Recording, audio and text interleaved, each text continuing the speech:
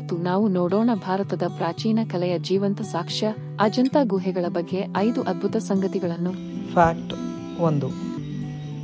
ಅಜಂತಾ ಗುಹೆಗಳು ಮಹಾರಾಷ್ಟ್ರದ ಔರಂಗಾಬಾದ್ ಬಳಿ ಇದ್ದು ಸುಮಾರು 2ನೇ ಶತಮಾನ ಕ್ರಿ.ಪೂ. ನಲ್ಲಿ ನಿರ್ಮಿತವಾಗಿದೆ.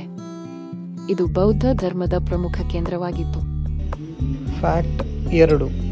ಇಲ್ಲಿ ಒಟ್ಟು 30 ಗುಹೆಗಳು ಇವೆ ಮತ್ತು ಅವುಗಳಲ್ಲಿ ಬಹುತೇಕವು ಬೌದ್ಧ ಭಿಕ್ಷುಗಳು ಧ್ಯಾನ ಮತ್ತು ವಿದ್ಯಾಭ್ಯಾಸಕ್ಕೆ ಬಳಸಿದ ವಿಹಾರಗಳು ಮತ್ತು ಚೈತ್ಯಗಳಾಗಿವೆ. ಫ್ಯಾಕ್ಟ್ 3.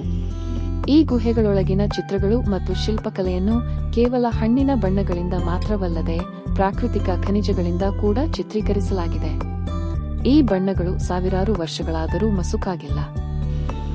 ಫ್ಯಾಕ್ಟ್ 4.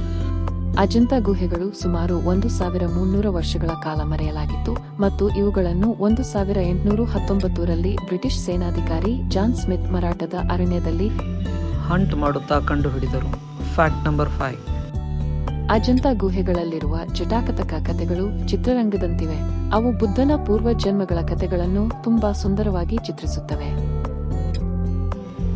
ಈ ರೀತಿಯ ಇನ್ನಷ್ಟು ರೋಚಕ ವಿಷಯಗಳಿಗಾಗಿ ಚಾನಲ್ ಅನ್ನು ಸಬ್ಸ್ಕ್ರೈಬ್ ಮಾಡಿ, ಲೈಕ್ ಮಾಡಿ, ಶೇರ್ ಮಾಡಿ, ಕಮೆಂಟ್ ಮಾಡಿ. ಮುಂದಿನ ವಿಡಿಯೋದಲ್ಲಿ ಮತ್ತೊಂದು ಸತ್ಯವನ್ನು ಹುಡುಕೋಣ.